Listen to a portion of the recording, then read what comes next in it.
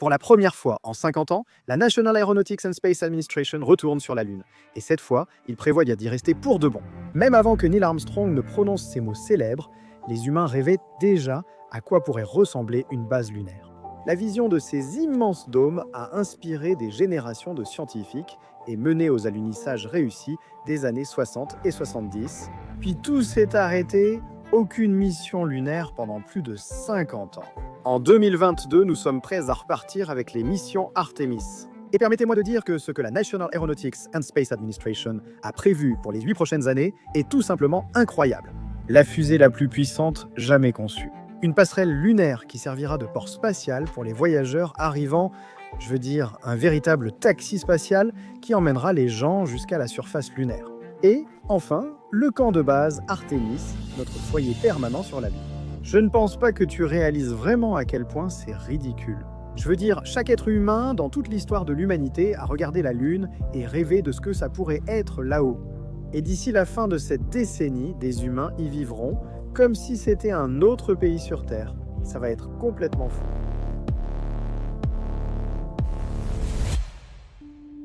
Ces plans sont ambitieux, c'est le moins qu'on puisse dire, et la National Aeronautics and Space Administration a énormément d'obstacles à surmonter si elle veut respecter le calendrier. Le programme Artemis peut être divisé en 3 grands défis, le vaisseau spatial, la passerelle et la base lunaire. Pour le vaisseau spatial, il s'agit de transporter des personnes sur la Lune et de les ramener en sécurité. Et, espérons-le, sans que cela ne coûte une somme déraisonnable, il y a 2 éléments principaux dans ce système. La fusée Space Launch System, qui est cette grande fusée orange que vous voyez en bas, et le vaisseau spatial Orion. La fusée Space Launch System est la plus puissante jamais construite. Cette chose est énorme, elle fait près de 100 mètres de haut et pèse plus de 2600 tonnes lorsqu'elle est entièrement ravitaillée. Cette fusée emmènera Orion plus loin que tout engin jamais construit pour les humains.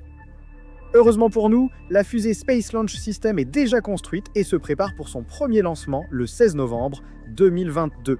Pour Orion, il s'agit vraiment du vaisseau spatial du futur. Jamais nous n'avons créé un appareil aussi performant pour emmener l'homme aussi loin. La National Aeronautics and Space Administration veut utiliser Orion pour aller sur la Lune, puis sur Mars. La section pointue en haut est le système d'abandon au lancement. Il est conçu pour propulser Orion en sécurité loin de la fusée si celle-ci venait à exploser. Le module d'équipage est capable d'emmener 4 astronautes avec lui vers la Lune et au-delà. Donc, nous connaissons le vaisseau. Mais cela pose la question, comment pourront-ils atterrir et repartir de la Lune en sécurité? C'est là que le programme Gateway entre en jeu. Gateway sera la première station spatiale humaine en orbite lunaire.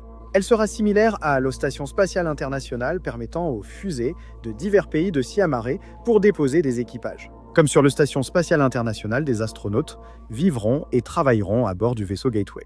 Mais pour la plupart du temps, elle servira de tremplin pour amener les gens sur la Lune. La National Aeronautics and Space Administration a collaboré avec SpaceX et d'autres entreprises pour garantir la réalisation rapide du projet. Maintenant que les astronautes sont à bord du vaisseau Gateway, que se passe-t-il ensuite ? Les systèmes d'alunissage humains joueront un rôle clé, constituant la dernière étape pour amener des humains sur la Lune.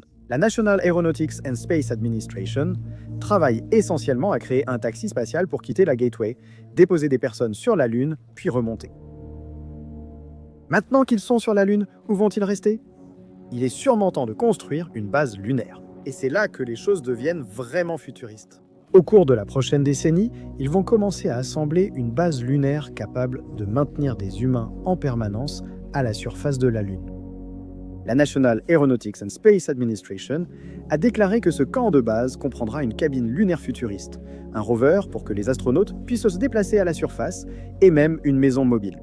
Les missions Apollo des années 60 et 70 ont toutes choisi d'atterrir autour de l'équateur de la Lune.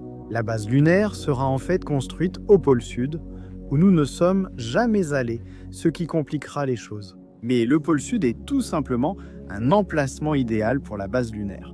Ceci est principalement dû au fait que l'eau est essentielle à la vie humaine. Et la région du pôle Sud est recouverte de glace que nous pouvons utiliser pour survivre. Certaines régions du pôle Sud reçoivent presque toujours la lumière du soleil, idéale pour installer une ferme solaire afin d'alimenter la base lunaire. Cette expérience servira aussi de répétition générale pour une future base sur Mars. Il est crucial de construire ces systèmes pour permettre aux astronautes d'être autonomes loin de chez eux. Il y a encore tellement de choses que nous ne comprenons pas sur la façon dont le corps humain pourrait réagir à un vol spatial prolongé. Il a été démontré que les radiations et l'absence de gravité sont assez éprouvantes pour le corps humain. Comment le corps réagira-t-il à un tel voyage? C'est l'objectif des missions Artemis. Tout comme les missions Apollo se sont déroulées sur plusieurs années, les missions Artemis suivront un chemin similaire. Artemis 1 sera lancé le 16 novembre 2022. Ce sera une mission non habitée pour tester la fusée Space Launch System et le vaisseau Orion.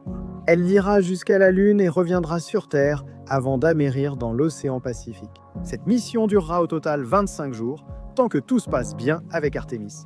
Un Artemis est prévu pour un lancement en 2024. Cette mission sera une répétition d'Artemis 1, mais cette fois avec un équipage à bord. Ils iront jusqu'à la Lune, feront une orbite et reviendront sur Terre. Puis enfin, un an plus tard, en 2025, Artemis 3 ramènera des humains à se poser sur la Lune pour la première fois depuis 1972. Si tout se passe bien avec Artemis 3, ils commenceront alors à envoyer des missions sur la Lune chaque année pour poursuivre la recherche et la construction de la base lunaire. Très bien, maintenant nous savons ce qu'ils prévoient de faire. Mais il y a une question à laquelle je n'ai pas encore répondu pour vous. Qui cela intéresse? Pourquoi font-ils tout cela? Je veux dire, nous sommes déjà allés sur la Lune il y a 50 ans et de toute façon ça avait l'air plutôt ennuyeux là-bas. Je pense qu'il est assez facile de croire que nous avons déjà fait tout ce qu'il y avait à faire sur la Lune. En réalité, je pense que nous commençons tout juste à gratter la surface. Avec le voyage vers le pôle sud comme objectif, nous allons en apprendre énormément sur l'évolution de la Lune et sur l'histoire de la Terre en conséquence. Donc pour la National Aeronautics and Space Administration, il s'agit vraiment d'explorer pleinement la Lune et de découvrir toutes les connaissances qu'elle recèle. Ils ont également déclaré qu'il y aura d'importants avantages économiques à retourner sur la Lune. Mais il ne faut pas sous-estimer, selon moi, l'inspiration que ces missions donnent à la prochaine génération. Je veux dire, on l'a déjà vu avec la génération Apollo. Ces enfants qui ont pu voir les premiers humains aller sur la Lune et ont pu réaliser que les humains sont capables de choses vraiment incroyables. Et avec les missions Artemis qui visent à envoyer la première femme et la première personne de couleur sur la Lune, encore plus de personnes pourront ressentir ce même sentiment d'inspiration. Le monde dans lequel nous vivons aujourd'hui peut souvent sembler tellement divisé. Avec les guerres, le changement climatique et la politique qui causent tant de problèmes à tant de personnes dans le monde, c'est probablement le bon moment d'avoir quelque chose qui pourrait rassembler l'humanité. Et nous avons déjà vu comment ce genre d'événement peut changer notre perspective. Il y a plus de 50 ans, 3 humains ont été envoyés dans l'espace pour visiter la Lune pour la toute première fois. Ils ont commencé à orbiter la Lune la veille de Noël 1968. Et lorsqu'ils sont revenus du côté obscur de la Lune, l'un des astronautes a pris une photo, ce qui est aujourd'hui l'une des images les plus importantes jamais prises. Je parle bien sûr de la célèbre image « Lever de terre ». Cette seule photo de notre belle planète bleue est souvent créditée d'avoir lancé le mouvement environnemental, inspirant des millions de personnes à agir pour protéger ce qui nous est le plus cher.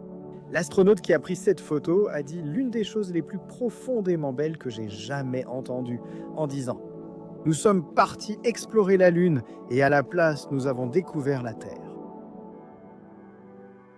Au-delà de l'inspiration, ces missions marquent vraiment notre premier pas, en tant qu'humanité, vers le fait de quitter la Terre.